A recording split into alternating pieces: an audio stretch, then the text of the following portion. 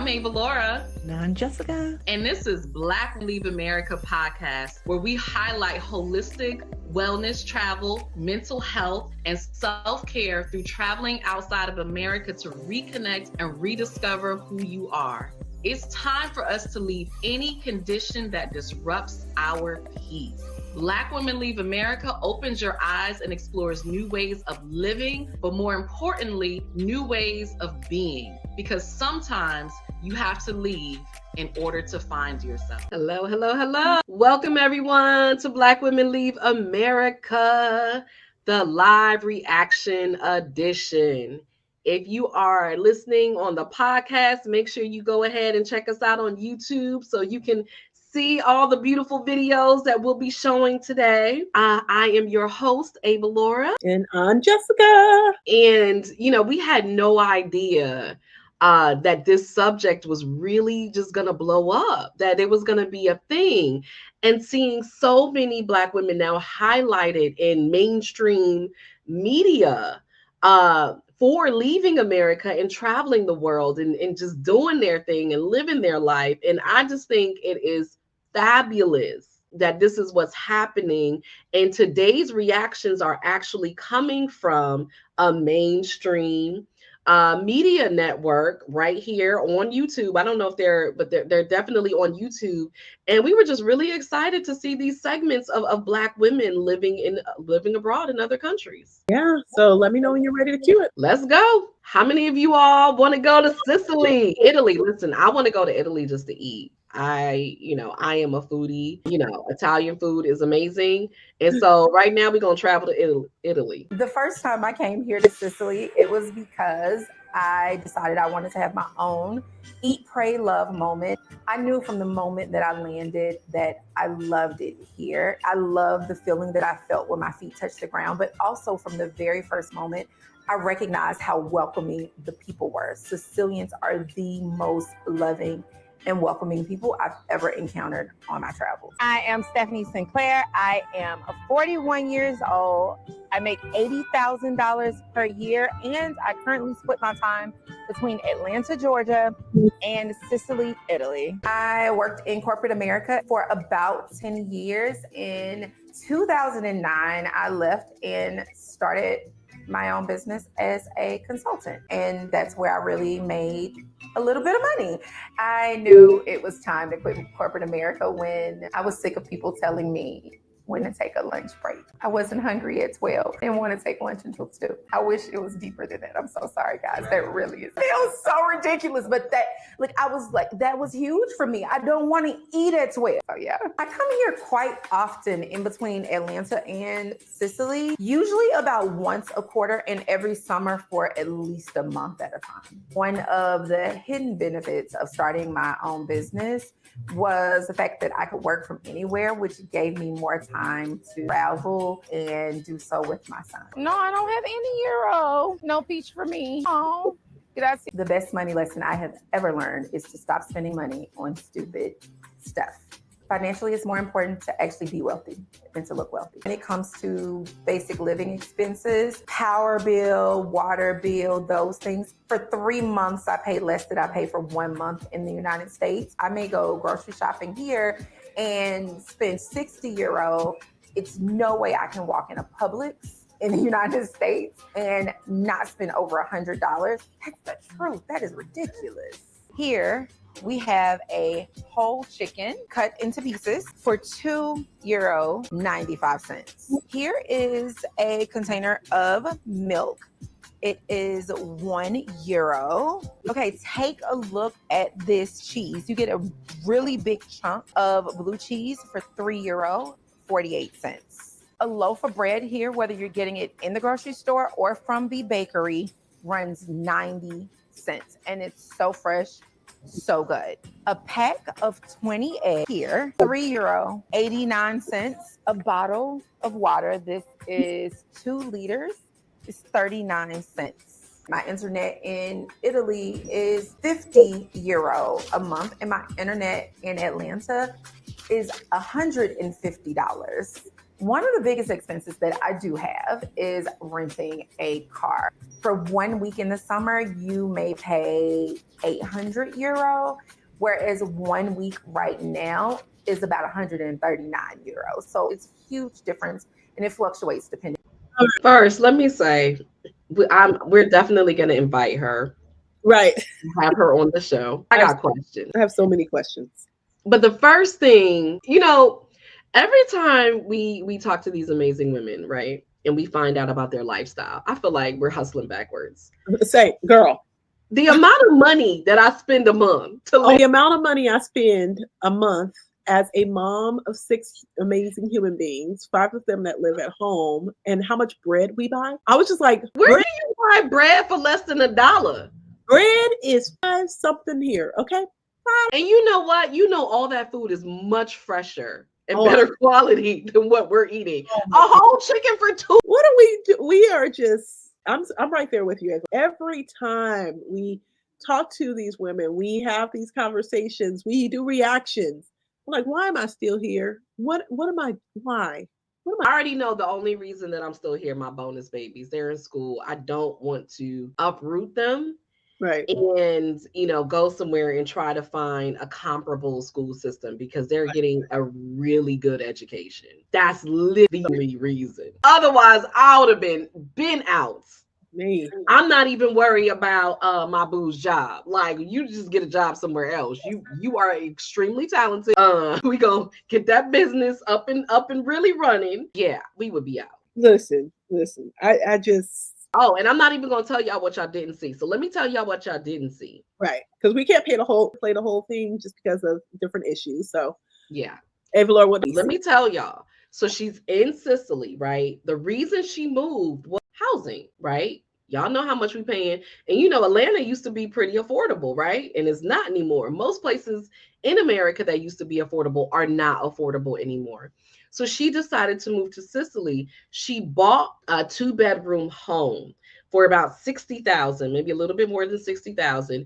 And then she renovated it. She put in about $20,000 worth of work. So essentially, we're talking about 80 grand, 85 grand that she spent on a 3-bedroom, 2-bedroom home. Less than $100,000. And I'm trying to remember how much she was paying.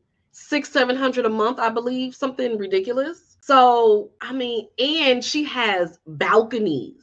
Like, she has balconies off the lower level that wraps around the entire home. She can see out into the countryside. So she can sit on her balcony every morning drinking her Italian coffee and look out into the countryside. Right. So I'll try to play it without audio. Let's just see if we can try to get a little bit of a. Y'all, I was like, why? Y'all know how much I'm paying. I don't have. It's a study. Antique desk. Yeah, she's talking about the antique furniture and how it's cheaper in Italy. Now, I don't really like antiques like that, so that wouldn't speak to me. But, a lot of people go antiquing, really love antique shopping. So that really would speak to you. Apparently, you can get more affordable antiques there. So this is where she's showing the wraparound balcony. Right. It literally goes around the entire home. Wow. Oh, and then she also has a rooftop. That's the rooftop. Rooftop terrace. Wow. Ooh, look at that. Wow. Yeah. What are we doing? Why are we still here? Why are you still here? If you're watching this and you're seeing this and you're like, oh my God, why are you still here? The reason that you're still here in America, what's keeping you here? What needs to change in order for you to make this a reality if you're really looking to leave? I would love to hear from you. So she is going back and forth between there and Atlanta, so for some of us that is a reality as well, but yeah, every time I see this, I'm like, I don't even know why. Yeah, and she also talked a lot about, and you all tell me if you're experiencing this. So I know for me, I was a homeowner since I was in my 20s, 21, 22, I bought my first home. Mm-hmm. I've never had good relationships with neighbors. My second home I lived in for 18 years, never had good relationships with neighbors. And I'm not saying, that there's anything wrong with my neighbors. It's just that people don't talk anymore. You know what I mean? People aren't really neighborly anymore. Right. And she was talking about how well she knows her neighbors in Sicily, and she doesn't know any of her neighbors in Atlanta. You know what's so funny? You said that we used to live in a home in the Bay Area, and it was an older gentleman who lived with his children, right?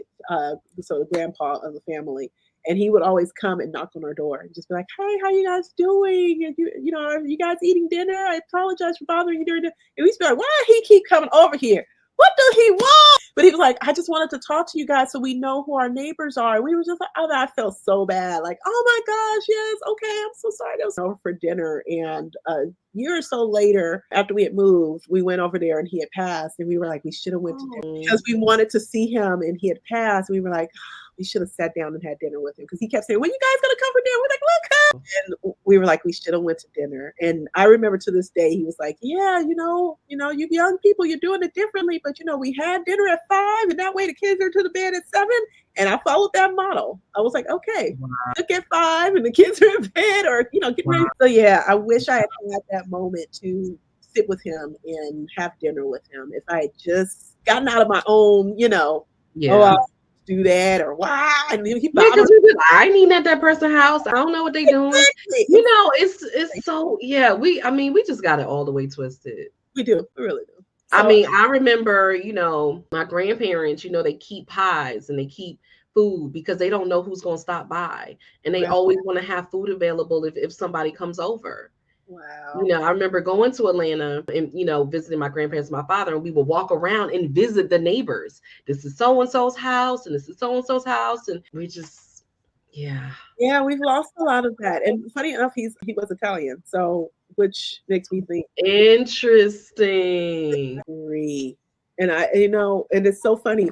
We live in this culture where, and this not to say it's right or wrong, because I think you do whatever is best for you. I'm not talking to the family, and I went no contact. I don't talk to them, and it's like I get certain situations require that. I get that. But when it doesn't require that, and you just really truthfully are in your feelings, you need those people. You need community. You need your family. You need to be around the relationships of the people that love you. They may be a little cray cray at times, but they really, true, deeply love you, right?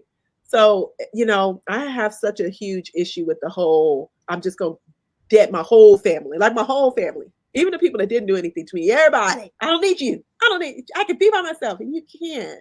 You can't be by yourself. We need each We other. really do need each other. Oh, And, that whole independent thing and, I can do bad all by myself and, all of that. And I understand boundaries. I teach right, boundaries. I totally get it. right, I have clients who have very toxic relationships with family members right, and really looking to establish boundaries and really working on codependency and all of those things. So I understand. But you're right. It's like, let's not throw the baby out with the bathwater, right, right? It's like learning to have boundaries is not throwing it all away. right, It's finding that medium, finding that balance, figuring out what works for you. And really, what it comes down to is that we do need each other.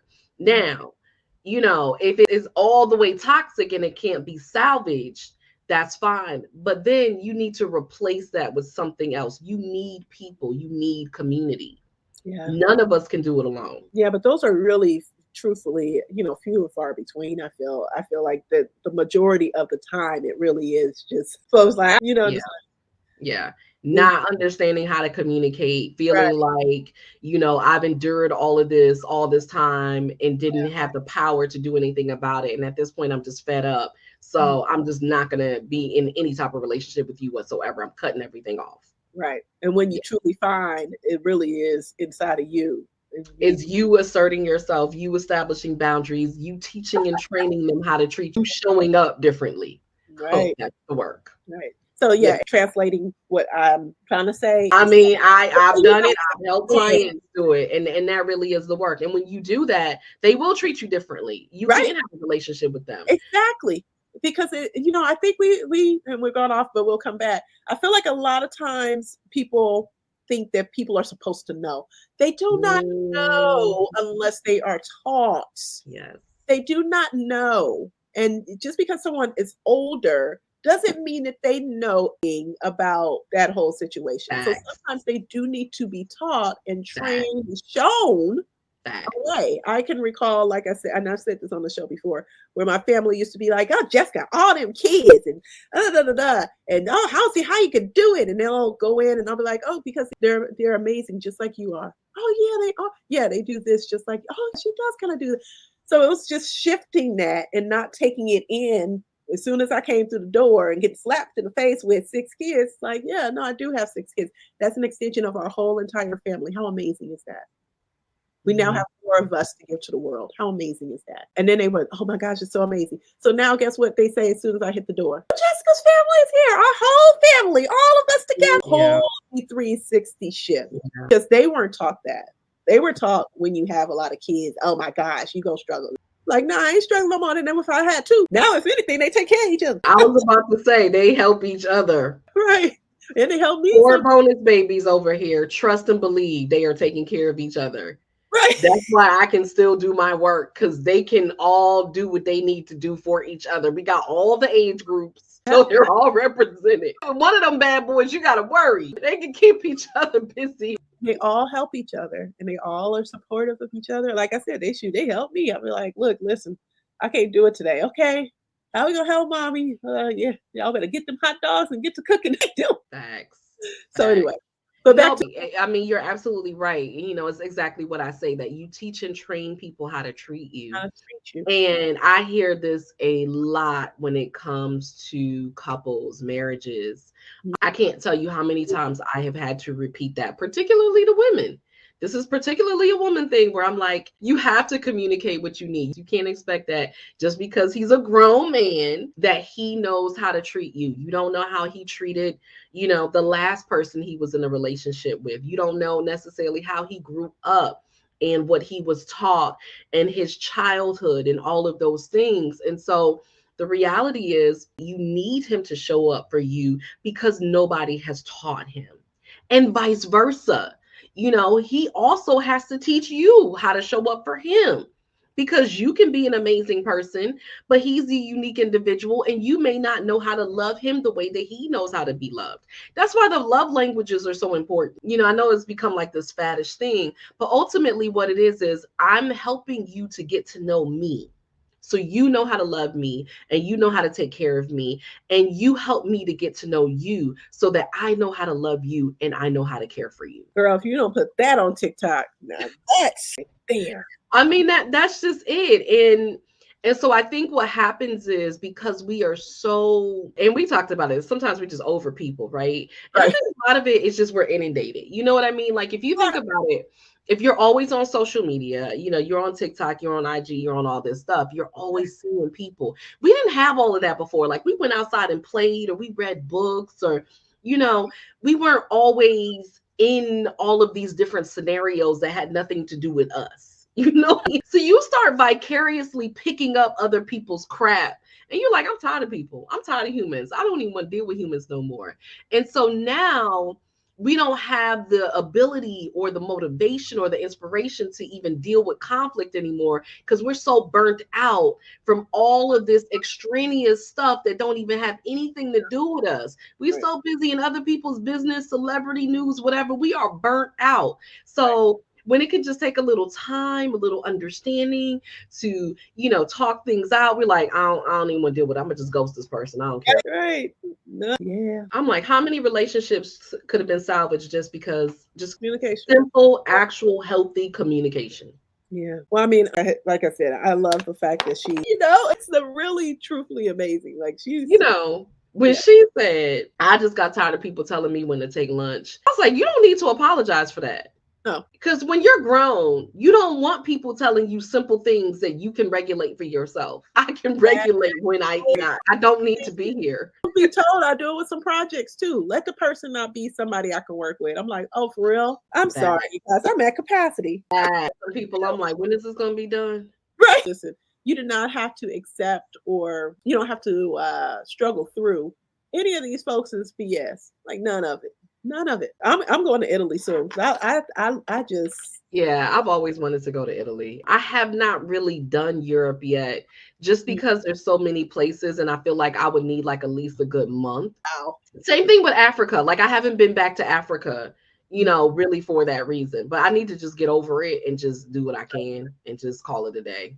That I've been in London airport twice and have not really made it into Europe. wow. Yeah. I know, it's crazy. Yeah. So we will have a couple of things, you guys, coming up here really, really soon that we're super excited about. So stay on the lookout for more content from Black Women Leave America. Anything else about Italy we want to talk about? Say. No, I would love to hear from you all. Now, one of the reasons that I really enjoyed this particular clip is because we haven't talked to a lot of women in Europe. Yeah. We did interview one in Paris. Is that it?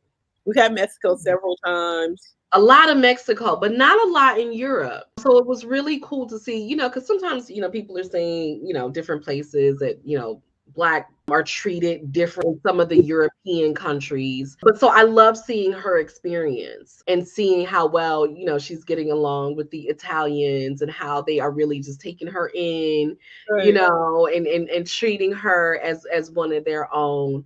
So yeah, so if you've been to Europe, if you've lived in Europe, we would definitely love to hear from you. Absolutely looking to talk to more women who have traveled into different parts that we have not really explored yet. Yes, absolutely. And please leave us a comment down below. We do respond to all of your comments down below.